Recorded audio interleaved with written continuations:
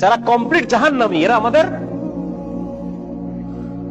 মানে বিনা হিসেবে জাহান্নামী যারা, এরা আমাদের মুসলমান ছেলেদের আইকন। হ্যাঁ, মেসি কি জান্নাতি?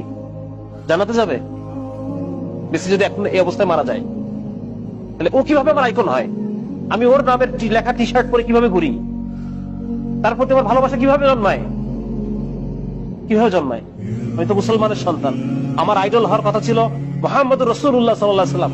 আমার আইডল হওয়ার কথা ছিল আবু বকর, ওমর, খালিদ ইবনে ওয়ালিদ, মুহাম্মদ বিন কাসিম, হ্যাঁ, মাহমুদ গজনবী, এরা আমাদের আইডল হওয়ার কথা ছিল।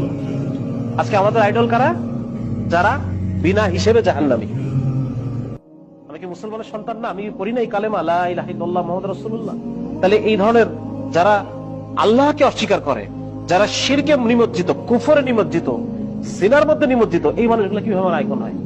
এই জন্য এইটা